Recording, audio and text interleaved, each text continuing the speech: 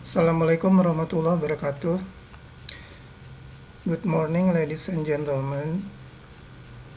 This morning, I want to present my research about performance comparison of photovoltaic solar panel dual axis solar tracker and fixed installation.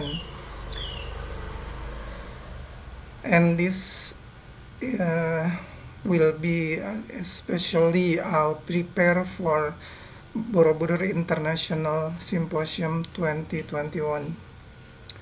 Since I believe the audience mostly will be Indonesian, then I think it's better for me to do the presentation in Indonesian. Hopefully, our international audience will also understand, and probably I will talk more in dual language. Oke, terima kasih atas kesempatannya. Kita mulai saja presentasinya. Jadi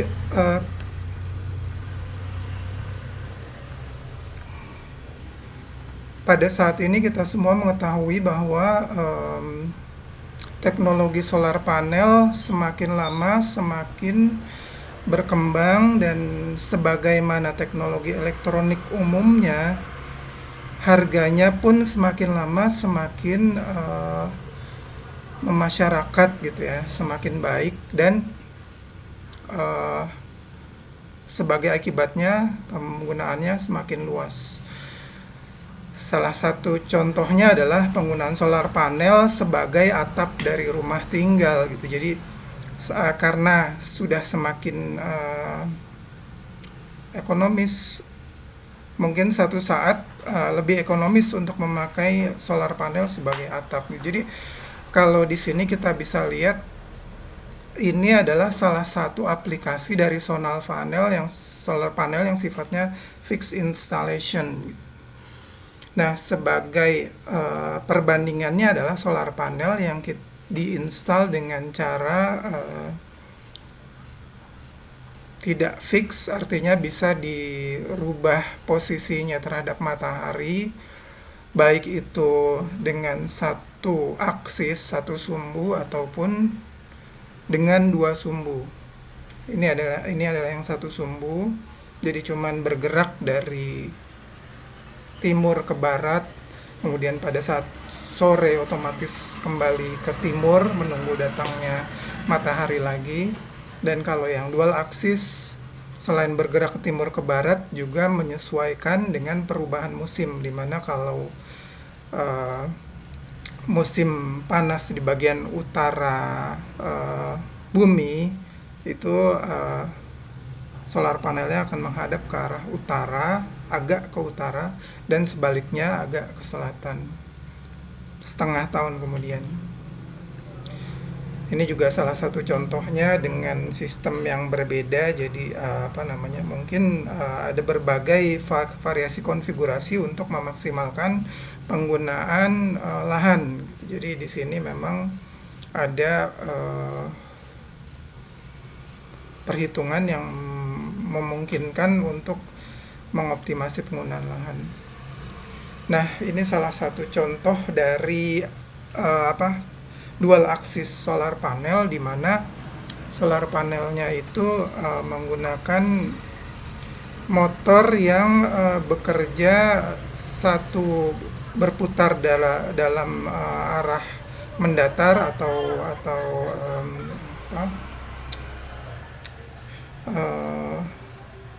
dalam arah jarum jam gitu, dan sebaliknya ada satu sumbu lagi yang berputar di mana dia bisa tegak atau miring. Dan juga di sini ada fotodioda yang gunanya untuk mendeteksi posisi matahari. Nah, kita lihat di sini faktor-faktor apa saja yang berpengaruh pada perolehan daya yang maksimal dari matahari. Jadi selain dari sudut datang matahari, ada juga faktor-faktor utama yang biasanya yang mungkin paling dominan adalah apakah tertutup awan atau cerah gitu. Jadi di sini ada lagi faktor-faktor di mana pantulan dari benda-benda di sekitar gitu, bisa dari debu, dari awan di sekitar gitu ya, atau dari mungkin dari tanah dan seterusnya. Jadi ada berbagai sudut datang cahaya yang berpengaruh, dan satu lagi yang perlu diperhatikan adalah suhu dari eh, solar panelnya sendiri. Jadi sebenarnya ada koefisien suhu di mana semakin dingin suhunya semakin baik efisiensinya, tapi tidak terlalu besar pengaruhnya, mungkin di bawah 1% dari total perolehan daya. Kalaupun suhunya sangat optimal, misalnya sangat dingin, tidak akan terlalu besar pengaruhnya. Oke, ini yang penting dibahas di presentasi saya. Jadi bagaimana kita menentukan besaran maksimum dari perolehan daya dengan posisi matahari. Jadi di sini kalau kita definisikan dengan cara yang paling sederhana, ada sudut arah datang matahari dengan bidang bumi yang mendatar. Jadi kalau bidang bumi kita anggap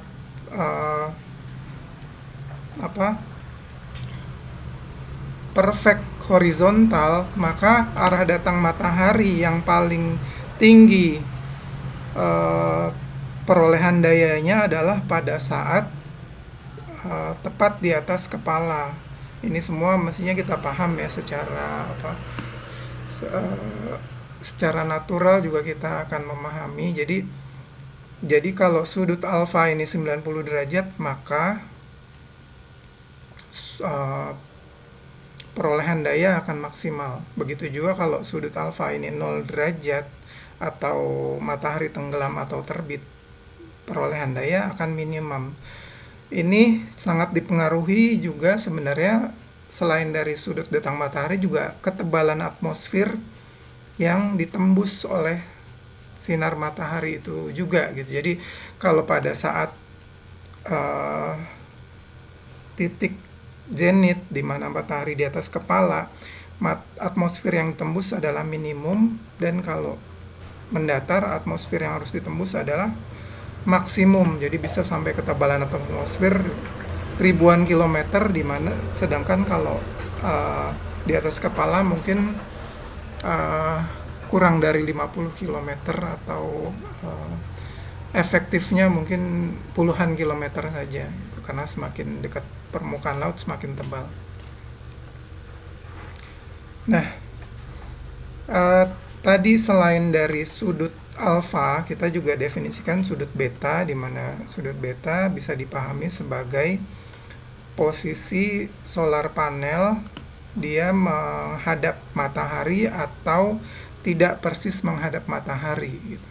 Nah, hubungan antara dua sudut ini dengan perolehan power yang maksimum dari solar panel bisa dinyatakan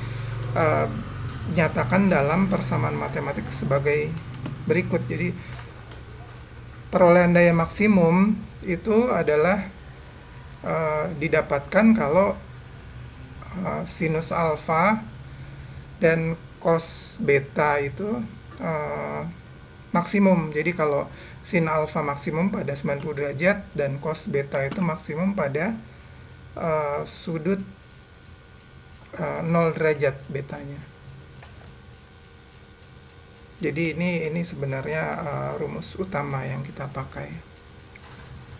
Nah, satu hal penting lagi yang harus kita sadari adalah Pmax itu di permukaan bumi pada saat kondisi yang sangat ideal itu sekitar 1050 watt per meter persegi, atau di sini kita bisa membayangkan kalau seluruh energi matahari kita bisa convert menjadi energi lain, dalam hal ini listrik.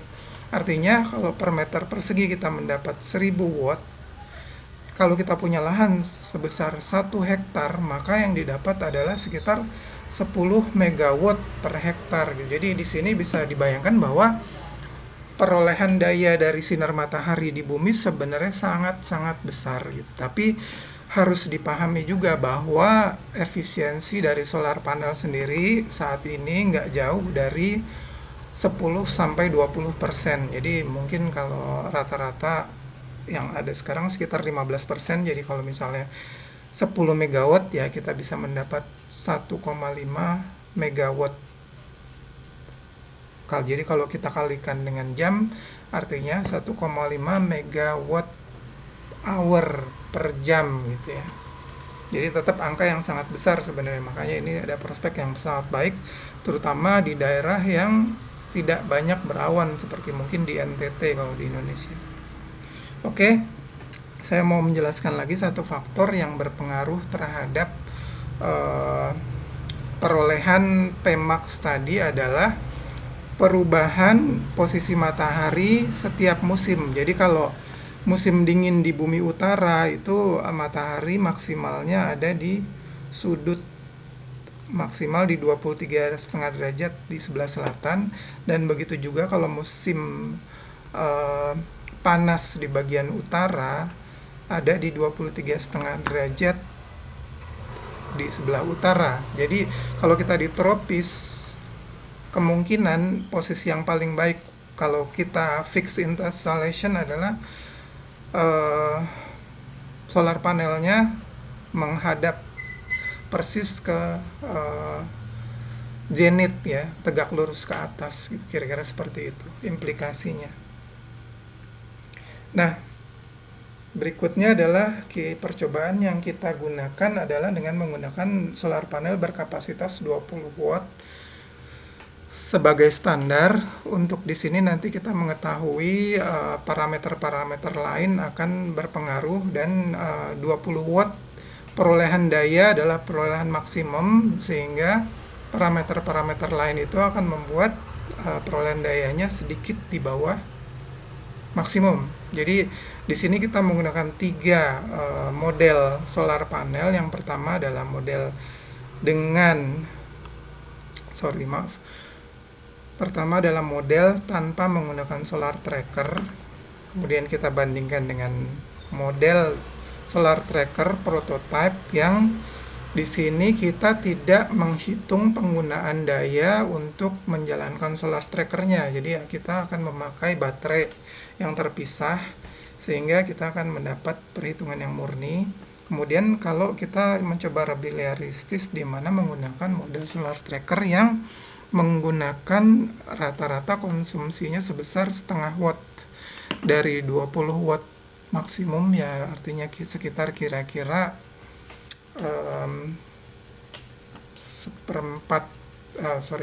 sekitar 5% atau 2,5% ya tepatnya. Nah, berikut adalah perolehan tabel dari pengukuran yang kita lakukan dengan tidak menggunakan solar tracker. Jadi di sini kita bisa lihat pengukuran dilakukan mulai dari jam 7 sampai jam 5 sore di Jakarta, sehingga lokal time-nya Jakarta. Kemudian ini dilakukan pada bulan Agustus. Jadi sebenarnya ada di puncak musim panas di bagian utara. Jadi sebenarnya ada sudut matahari mungkin kalau dari Jakarta sekitar 20 derajat, 23,5 derajat, hampir 30 derajat. Jadi mungkin di sini berpengaruh terhadap perolehan daya maksimalnya berkurang sebesar kosinus 30 derajat. Jadi itu harus nanti kita normalisasi. Nah, kemudian di sini yang jelas selalu berubah setiap hari adalah sudut alfa, sebagaimana tadi saya terangkan, adalah sudut bumi terhadap datangnya matahari, di mana kalau pagi sangat sangat besar sudutnya, di sini 0 derajat di atas zenit, dan kemudian di sini sangat besar sudutnya lagi, sehingga tentunya berakibat langsung terhadap perolehan dayanya. Jadi di sini kita menggunakan pendekatan kalkulasi dari sudut datang dan sudut dari solar panelnya sendiri yang fix menghadap ke atas. Kita mendapat di sini misalnya 1,34 watt hour gitu ya, pada pagi dan pada sore hari. Di titik paling rendahnya, semakin meningkat ke tengah, peaknya ada di 20 watt ya idealnya, kemudian menurun lagi. Oke. Dan kita ukur perolehan tersebut dengan sampling data, yaitu kita men-sampling sekitar jam 7 kurang lebihnya sekitar 5 menit sampai ke jam 17.00. Jadi pengukurannya kira-kira tidak terlalu bergerak dari jam 7 tepat sampai jam 5 tepat. Nah, di sini pengukurannya kita mendapat angka sebagai berikut: 1,22, 1,12, dan di sini di peaknya adalah di 18 watt. Nah, kemudian kita juga mengukur open voltage circuit, di mana jadi tidak ada beban. Karena tidak ada beban di sini, voltage-nya relatif tinggi ya. Tapi kalau kita bebani dia akan drop, sehingga yang mengakibatkan perolehan dayanya juga yang didapat oleh beban kerja menjadi kecil. Jadi di sini tinggi karena tidak ada bebannya. Nah, kemudian satu lagi yang perlu dijelaskan di sini adalah perolehan energi di sini dalam watt hour itu kita rata-ratakan dari sampling. Jadi kalau kita dapat di sini 17,96 atau 18 watt dibulatkan, itu kita rata-ratakan bahwa dalam 1 jam tersebut adalah sebesar 18 watt. Artinya kalau kita jadikan watt hour menjadi 18 watt hour, sehingga total perolehan energi dari pagi sampai sore adalah sekian, 117, dan kalau idealnya secara perhitungan 120, di mana asumsi yang digunakan adalah, dan kenyataannya juga selama pengukuran kita kebetulan cuacanya cerah, sehingga di sini faktor pengurang dari kondisi awan tidak terjadi. Oke, next. Berikutnya adalah model dengan prototype solar tracker, yang di sini tidak memperhitungkan daya yang dipakai oleh solar tracker karena menggunakan baterai. Pada tabel yang sama dengan tampilan sebelumnya, semuanya sama kecuali tadi bahwa ini adalah sistem yang menggunakan solar tracker. Kita lihat, jadi di sini solar trackernya menghadap ke arah matahari, dan di sini juga solar tracker menghadap ke arah matahari, ke arah barat, ini ke arah timur. Dan karena menghadap ke arah matahari, sin betanya juga menjadi 1, yang berubah hanyalah faktor cos alpha. Dari sini didapat secara perhitungan energi yang diperoleh di total 151,92, di mana setiap jamnya adalah sebegini ya. Jadi tetap pagi-pagi kecil, sore hari kecil, di tengah paling besar gitu. Nah, setelah kita ukur, kita dapatkan sebagai berikut dengan kondisi juga cerah. Angka yang kita dapat tentunya sedikit berbeda dengan perhitungan, tapi yang jelas memang polanya sama gitu. Jadi sedikit meningkat di awal dan akhir, dan di tengah kira-kira tidak terlalu berbeda gitu. Saya lanjutkan yang berikutnya. Ini adalah model dengan menggunakan solar tracker yang menggunakan power consumption-nya dari si solar panelnya itu sendiri sebesar 5,5 watt dikurangi. Jadi akhirnya dari perolehan daya totalnya berubah karena dipakai secara average sebesar 0,5 watt. Secara perhitungan adalah sedemikian, kemudian secara pengukuran juga sedemikian dengan pola yang juga sama. Nah, dari perbandingan dengan tanpa memakai solar tracker di tabel pertama, kita bisa mendapatkan bahwa peningkatan energi yang diperoleh total dalam sehari itu sebesar 22,01% dibandingkan dengan tabel pertama. Jadi lebih baik menggunakan solar tracker sebesar 22%. Nah, ini adalah kondisi satu tabel tambahan, di mana kalau kita menggunakan solar tracker yang secara perhitungan menggunakan komponen elektronik yang sangat hemat energi, tidak diterapkan karena ini butuh implementasi yang sangat detail dan sangat hati-hati.